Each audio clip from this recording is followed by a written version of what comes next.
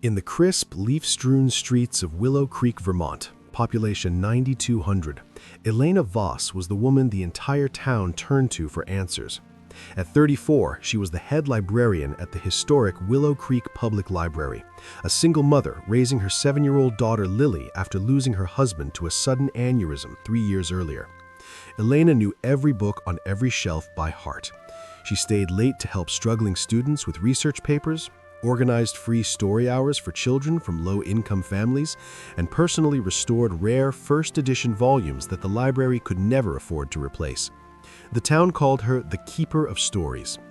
On the snowy evening of November 14, 2015, Elena finished cataloging a new donation at the library, picked up Lily from after-school care, and drove home to their small Victorian cottage on Maple Ridge Lane.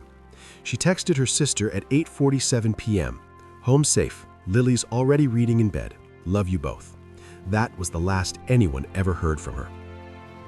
At 7:20 a.m. the next morning, the after-school teacher arrived to find the front door unlocked, all the lights still on, Elena's car in the driveway, and Lily asleep in her bed, clutching her favorite book. But Elena was gone. Her phone, wallet, keys, and a half-drunk cup of chamomile tea sat neatly on the kitchen counter. No forced entry, no signs of struggle. The only thing missing was Elena herself. Detective Sergeant Nora Bennett, 41, a 16-year veteran of the Vermont State Police, known for her meticulous eye for the smallest inconsistencies, arrived within the hour. She walked through the cottage and felt the same instinctive dread every seasoned investigator recognizes. This wasn't a typical missing persons case. She vanished without warning, and everything feels too perfect.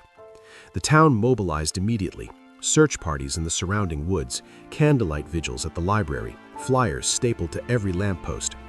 Elena's library car, a small blue Toyota, was found parked normally at the library the next day, engine cold. The case was initially treated as a possible runaway or suicide. After 10 months of exhaustive work, K-9 teams, drone searches, hundreds of interviews, no body, no suspects, no solid leads. The case quietly went cold in late 2016. The chief told the team, "We've done everything humanly possible. Time to move on." The file was boxed and shelved with the words, "Inactive, insufficient evidence," written in red ink. For the next 9 years, Willow Creek tried to heal. Lily grew up calling her aunt Mom and believing her real mother had gone to write stories in heaven. Elena's sister Claire never stopped searching. She kept a locked drawer of every tip, every psychic reading, every dead-end lead. The Vermont State Police moved on.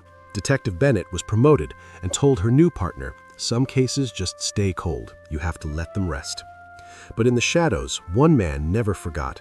The town's respected antique book dealer and local historian, Mr. Theodore Lang, 58 years old, silver-haired, the man who had helped catalog Elena's donated books and delivered the eulogy at her memorial, had been quietly watching the investigation from the beginning. He comforted the family for years. He led historical society meetings. He even helped fund private genealogists. No one ever suspected him. Why would they? He was the keeper of Willow Creek's written history right alongside Elena. Meanwhile, advances in forensic document analysis and rare book provenance tracking were changing cold cases across New England. In 2024, a new cold case task force at the Vermont Department of Public Safety decided to revisit 2015 files. Detective Bennett, now 50 and working part-time as a consultant, was reluctantly brought back. "I told them this one was dead, but they wouldn't listen." The task force pulled every photo and evidence bag from the original investigation. In one overlooked item, a first-edition copy of The Secret Garden that Elena had been restoring the night she disappeared, the new team noticed something impossible. The book had been on her kitchen table, but forensic ink analysis in 2024 revealed a tiny marginal note written in a rare 19th century iron gal ink that was never used by Elena. The handwriting matched no one in the original suspect pool. The detail everyone missed for 9 years was a single microscopic ink mark that could only have come from a specific antique pen owned by Mr. Theodore Lang, a pen he had publicly displayed in his bookstore window for years. Detective Bennett stared at the magnified digital scan for a full minute before speaking. "We almost walked away from this. We almost let him win." The team quietly obtained a warrant for Lang's antique bookstore and private residence. In the basement, behind a false bookshelf he had built during a renovation in 2017, they found what no one expected: Elena's remains, carefully wrapped and buried beneath the concrete floor. Beside the body was a sealed envelope containing a handwritten confession dated November 15, 2015. The letter was addressed to whoever finds this. In it, Lang admitted everything.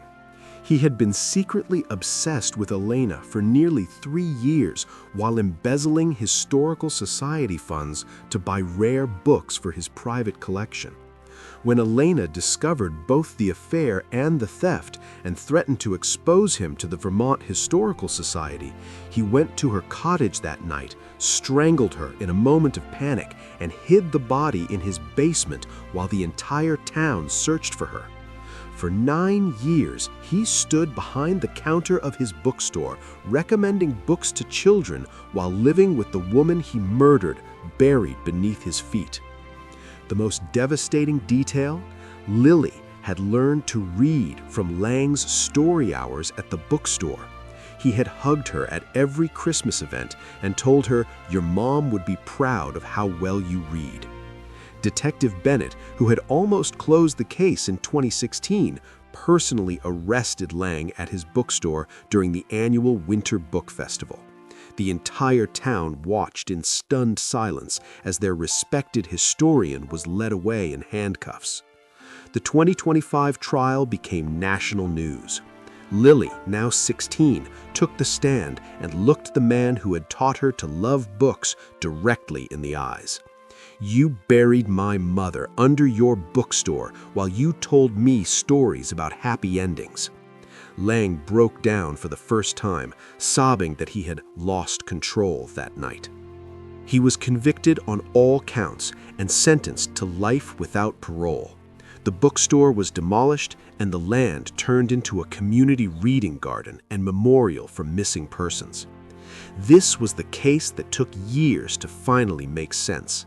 A missing librarian, no body, no leads, a town ready to forget. But 9 years later, because one task force refused to accept the obvious, they found Elena Voss buried beneath the floor of the man everyone trusted most, all because of one tiny ink mark that should not have been there. The discovery changed everything. It proved that the most dangerous monsters can wear tweed jackets and recommend books to children. It proved that the smallest overlooked detail can rewrite history. Lily Voss now runs the Elena Voss Literacy Foundation, helping families of long-term missing persons and restoring rare books for public libraries. Detective Bennett says the case taught her the most important lesson of her career. Never ignore the detail that doesn't fit. The truth is always hiding in plain sight, sometimes literally written in the margins. Willow Creek is no longer the same town, but because investigators finally saw what everyone missed for 9 long years, Elena finally came home, and the story finally made sense. Some cases stay cold. This one waited patiently in the margins until the right eyes read it, and the detail they finally saw changed everything.